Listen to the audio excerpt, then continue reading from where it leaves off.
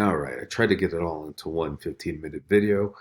Wasn't going to happen. So in this one, I will finish up on Langston Hughes, and I will also go over quiz number 2. Now, we left off talking a little bit about the diversity of literature that Hughes wrote, including essays, drama, poetry, fiction, and an autobiography. And another really important aspect to Hughes' work, especially as a poet, which is really what he's, I'd say, best known for, is that he's building a new voice.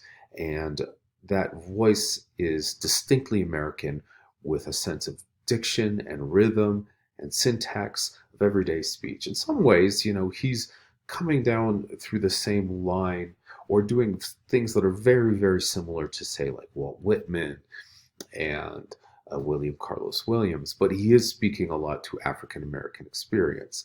And what you will notice with some of his poems is they read very much like blues songs, and he's using a blues structure in some of them as well. So there's a certain musicality in some of them, but he does mostly use free verse. And he does get anthologized quite a bit, and the one that probably gets anthologized more than any other is Theme for English B, and that is included in your reading.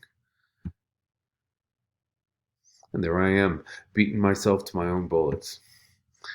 And another interesting thing that he does is he takes what we can assume to be his personal experience as an African American and merges it and blends it with larger African American experience during his time.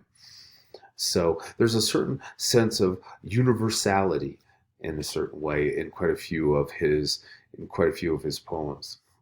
I too is really good for that. I too sing America. It's about him, but it's also about African Americans as a larger social group. And come on, clicker. And he did die of cancer at 65.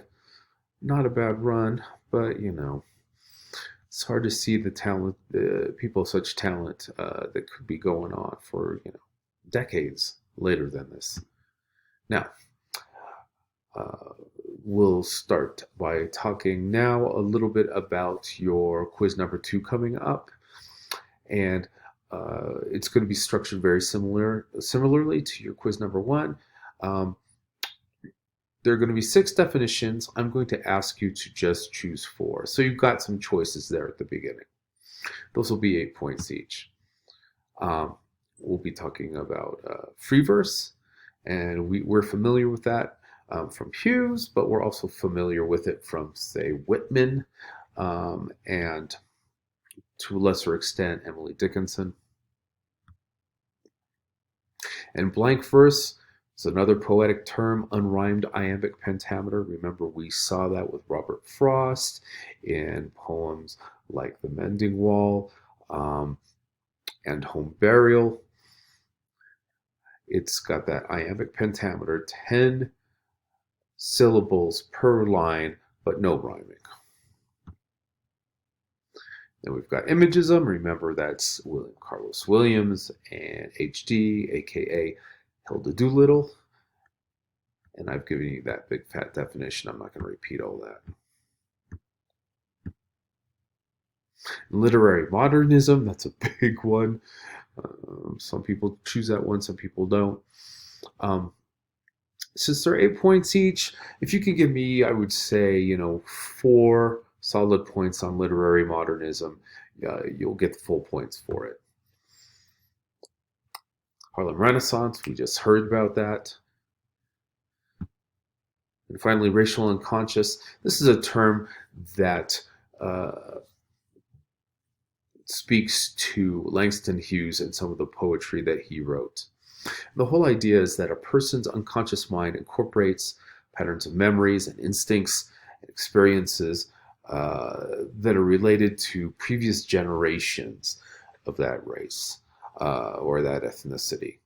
So it's kind of like, in your DNA and in your spirit or deep in your mind, there is a set of memories related to what happened to the people that came before you. And if we look at Langston Hughes' poem, I believe it's the very first one on our list, The Negro Speaks of Rivers, we certainly do see that, because what he does in that poem is talk about all these really important rivers in Africa and how they relate to Africans, and through time also to African Americans. And here's our big fat definition for literary modernism. Um, this is not a bad one to use for your definition portion, just because it will definitely help you with some of the commentary sections, because we do see quite a bit of modernism in the course during this time. And again, I've lumped it into three pretty large categories: structure, tone, and theme. Part the second, just like quiz one, I'm going to choose 5 out of 7 excerpts, and they're going to be 14 points each. And the first one is going to be to identify the literary movement associated with the work. Please make sure you do have a good review on that. If you're not sure, make sure that you ask me about it or put it in discussion, just because I don't want to see people missing points on that. And do keep in mind, literary movement is not the same thing as critical theory or literary theory that we've been talking about. So remember, literary movements would include African American literature, modernism, imagism, pastoral poetry, I think, is fine if you're working on somebody like, say, Robert Frost. Trying to think what else. With somebody like T.S. Eliot, high modernist poetry. And there are some others too. And I'll try to make a big fat list so people can kind of have that ready to go. And if I forget, please remind me.